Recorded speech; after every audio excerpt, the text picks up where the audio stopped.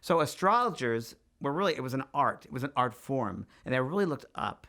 And gradually, the astrologers came to realize if you're born at a certain time of the year where there are the planets are in a certain position, the stars are in a certain position, it would affect the way you live your life. So it had a great deal in common with the personality of that person. They noticed these different locations of the planets would have a direct influence on a person's personality if they're born under a certain planet and certain signs. And they shared many of the same interests, feelings, outlooks on life. And it helped the astrologers at the time to really draw a chart, if you will, the people that were born under these planets and these positions. So that's really how it started. So it's like kind of like a picture of the heavens.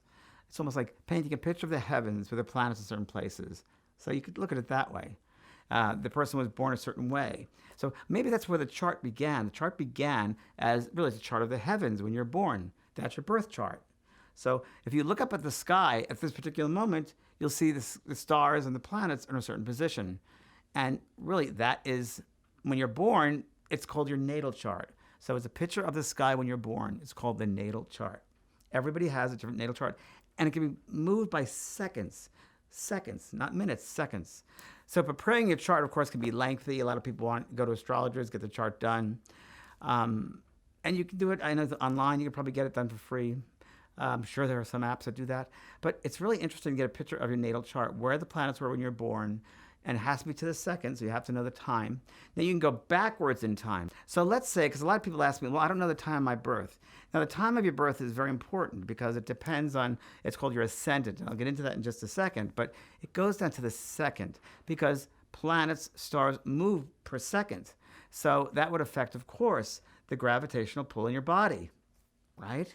So you have to know the second, and the natal chart must be done to the second. Now, there might be some people who say, yeah, I don't know what time I'm born. Now, this is interesting.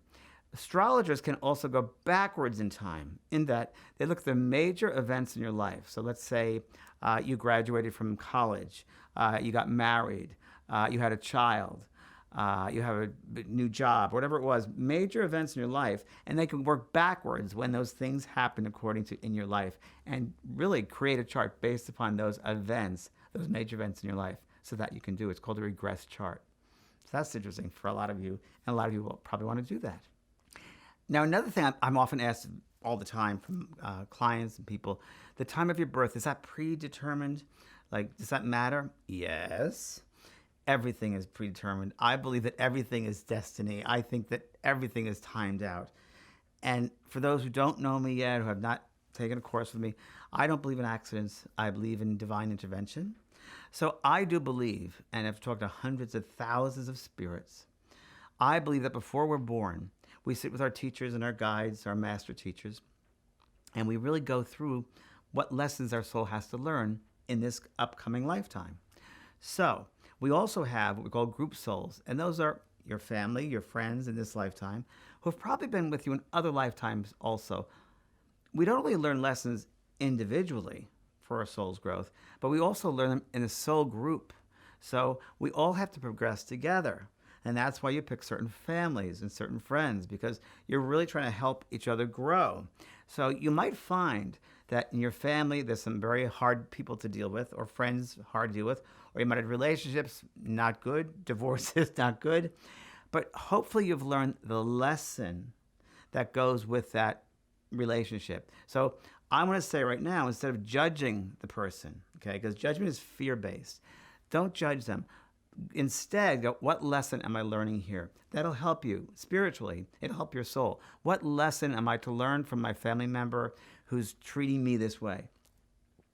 Another insight that I just want you to look at, a perspective you might not have ever thought about before, but one which I think is fascinating. I've learned this.